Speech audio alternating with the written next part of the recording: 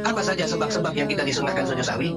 Yang pertama, mengerjakan sesuatu yang kalau sengaja dilakukan membatalkan sholat, tidak sengaja dilakukan tidak membatalkan sholat. Contohnya seperti makan secara sengaja di dalam sholat batal. Makan yang sedikit itu seperti apa? Orang sholat bisa makan sisa-sisa makanan yang ada di mulutnya. Kalau sengaja lihat Tuhan dan dia lagi sholat, maka batal sholatnya. Tapi kalau tidak sengaja tertelan sendiri, maka sholatnya tidak batal, tetapi sebelum sholat dia tambal kekurangan itu dengan sujud sahwi. Karena ini perbuatan yang kalau disengaja membatalkan sholat, tapi karena dia tidak sengaja, jadi ada kekurangan, tambahlah kekurangan itu dengan sujud sahwi.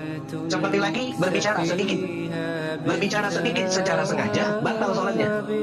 Tapi kalau berbicara sedikit tidak disengaja atau dia dalam keadaan lupa, itu tidak membatalkan sholat, tetapi dia disunahkan untuk sujud sahwi. Maksud juga mengeluarkan suara walaupun tidak mengandung kata, seperti berdeham secara sengaja di dalam sholat tanpa ada sebab, batal dia punya sholat. Tapi kalau tidak sengaja, maka tidak membatalkan sholat. Jadi makanya sholat itu jangan bermain dengan mulut, jangan bermain dengan suara. Walaupun tujuannya untuk memberi kode, memberikan tanda kepada orang kalau dia lagi sholat, sehingga dia berdeham, batal dia punya sholat. Atau termasuk juga batuk dengan suara membatalkan sholat jikalau disengaja. Dia bisa menahan, tapi sengaja dia membuat seperti orang batuk.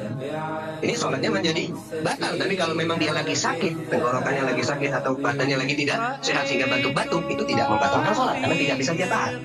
Begitupun juga termasuk suara yang kalau sedikitnya membatalkan, mengeluarkan suara dari mulut, seperti orang yang kelelahan. Ini sengaja dia begitu dalam sholat, batal.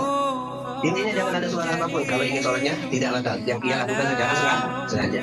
Kemudian ada perbuatan di dalam sholat yang sengajanya tidak membatalkan, lupanya juga tidak membatalkan. Seperti apa? Gerakan yang sedikit, mengangkat tangan tapi hanya satu gerakan, ini sengaja tidak batal.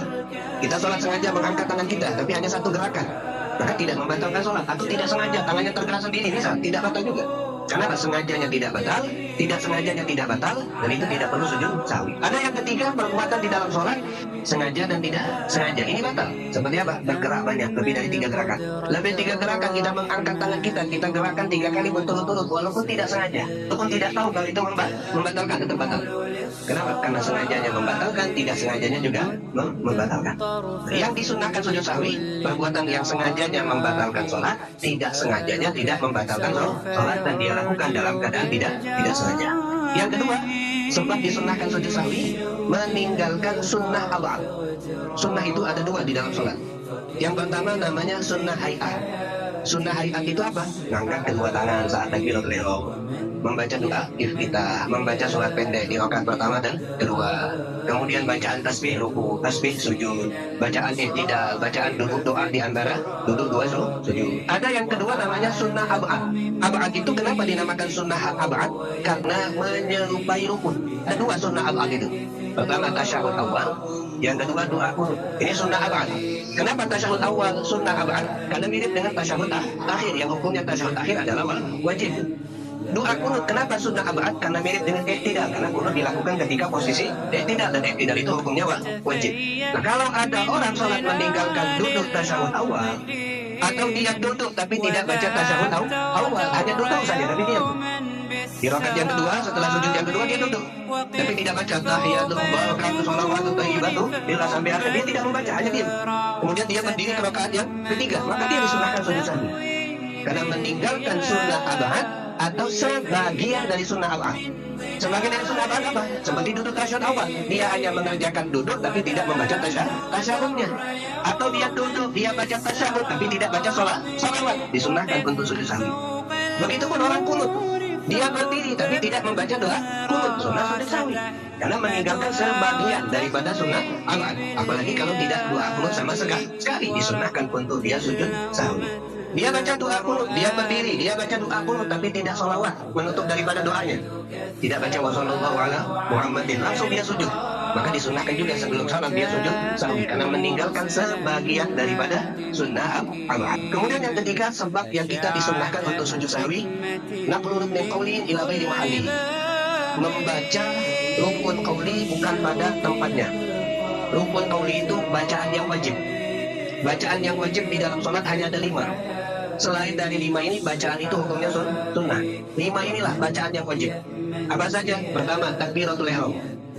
Berarti selain takbiratul ihram, bacaan-bacaan itu sunnah. Takbir rukuk, takbir sujud, takbir duduk di antara dua sujud, bacaan sami Allahu liman hamidah, ini sunnah. Karena takbiratul ihram itu takbir yang pertama kita baca saat mau sholat. Yang kedua, surat Al-Fatihah. Surat pendek, sunnah. Doa iftitah, sunnah. Yang ketiga, tasyahud akhir. Dari at-tahiyat sampai asyhadu anna Muhammadan Rasulullah, wajib. Yang keempat, sholawat kepada Nabi di tasyahud akhir. Yang kelima, kalimat salam. 5 ini wajib dibaca. Selain dari 5 ini, hukum membacanya adalah sunnah.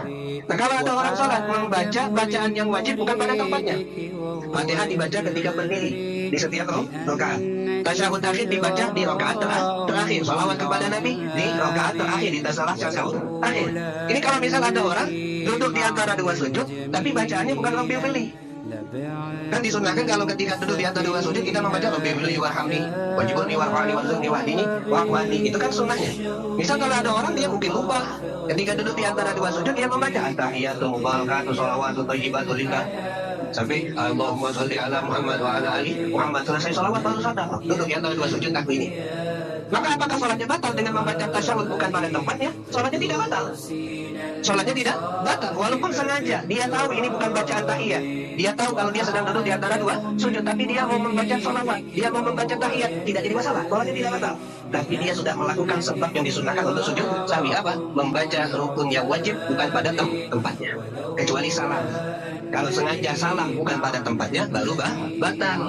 Tapi kalau dia lupa mengucapkan salam bukan pada tempatnya, tidak batal. Seperti dia pikir sudah rakaat terakhir, akhirnya dia salam. Setelah salam dikasih tahu kalau kamu masih 2 rakaat, maka teruskan langsung berdiri. Tidak usah keluar lagi dari awal, langsung tegak. Ini kalau dari salam kamu ingat dah terlalu lama. Tapi kalau rakaat sholat isya 4 rakaat, rakaat kedua salam, pikir rakaat terakhir. Sudah dapat 1 jam baru ingat kalau tadi rakaat, diulang lagi dari awal karena ingatnya sudah terlalu lama. Tapi kalau masih sebentar, kalau digunakan untuk sholat sunnah 2 rakaat belum cukup. Kalau digunakan untuk sholat sunnah 2 rakaat belum habis waktunya. Diingatkan kalau kamu kurang, maka langsung berdiri sudah. Tidak usah dari awal, kemudian nanti sebelum salam ganti dengan sujud sahwi.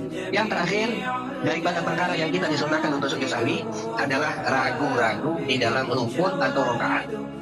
Permasalahan ragu-ragu ini, kalau kita lagi sholat, tiba-tiba kita ragu, rukuk belum, dan posisi kita mungkin lagi tidak, atau posisi lagi sujud, timbul keraguan itu, tadi rukuk belum tadi.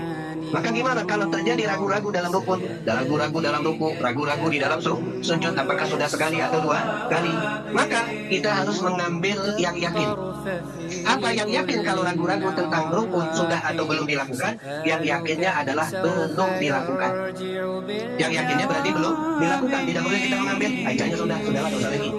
Kalau kita mengatakan cahnya sudah, akhirnya kita langsung meneruskan sholat, ternyata selesai sholat kurang. Berarti kan sholat kita dah sah. Jadi kalau kita mengambil yang yakin belum, kita ulangi lagi. Seperti rukuk belum ragu-ragu, akhirnya kita rukuk lagi. Nah, kita rukuk lagi itu kan ada kemungkinan memang kita belum rukuk, atau sudah rukuk tapi kita rukuk kembali, berarti 2 kali rukuk. Karena sebab itulah ada kemungkinan dia rukuk 2 kali dalam 1 rakaat, sehingga sebab itu dia disunahkan untuk sujud sahwi. Munculnya itu karena ragu-ragu. Jadi kalau kita ragu-ragu lagi yang tidak ragu-ragu, tadi rukuk belum, maka ambil yang yakin belum, rukuk lagi. Setelah rukuk, kemudian yang tidak lagi, baru teruskan sholatnya. Nah, nanti sebelum salam ganti dengan sujud sahwi. Kenapa? Karena ketika dia rukuk lagi, ada kemungkinan ini memang rukuk asli atau rukuk tambahan. Begitupun permasalahan ragu-ragu di dalam sujud, ragu-ragu di dalam duduk di antara 2 sujud, maka ambil yang yakin itu belum kita lakukan. Termasuk juga ragu-ragu dalam rakaat 3 atau 4, 2 atau 3. Nah, ini yang rakaat ini lebih sering kan? Ya, apalagi kalau sholatnya DWA lagi banyak pikiran. Maka bagaimana kalau terjadi keraguan dalam jumlah rakaat? Aku Nabi yakin nih, kata Nabi, ambil yang yakin. Yakin jumlah sedikit, bukan jumlah banyak. Jadi kalau ragu-ragu 2 atau 3, ambil yang yakin, berarti masih rakaat kedua. 3 atau 4, berarti ambil yang yakin, berarti dia saat ini masih ada di rakaat yang ketiga. Akhirnya dia nambah rakaat lagi. Nah, nambah rakaat lagi itu kan ada kemungkinan memang rakaat yang asli atau rakaat tambahan. Seperti orang yang ragu-ragu, ini rakaat ketiga atau keempat. Maka dia ambil yang yakin, berarti aku masih rakaat yang ketiga. Setelah sujud yang kedua, berdiri lagi ke rakaat yang keempat. Nah, berdirinya lagi ini kan ada kemungkinan memang rakaat yang keempat atau rakaat yang kelima. Tetapi sholatnya tidak batal. Kenapa? Karena sebelumnya dia ragu. Tetapi sebelum salam dia ganti dengan sujud sahwi. Kenapa? Karena ada kemungkinan nambah rakaat. Dan nambah rakaatnya tadi bukan karena dia sengaja. Nah, jadi ini permasalahan kalau ragu-ragu. Tapi kalau yakin, dikasih tahu oleh orang, pas dia mau nambah rakaat, dikasih tahu, kau rakaat keempat. Maka bolehkah kita mengikuti pendapat orang yang ngomong tadi kalau kita ini sudah rakaat yang keempat? Ya boleh saja kalau orang yang ngomong tadi orang yang bisa dipercaya. Tidak perlu kita nambah rakaat, langsung setelah sujud yang kedua duduk tahiyat akhir. Begitupun juga kalau permasalahan ini kita lagi makmum, kita tahu imam ini sudah 4 rakaat, tapi imam lupa. Imam berdiri lagi ke rakaat yang kelima, maka kita makmum tidak usah ikut berdiri.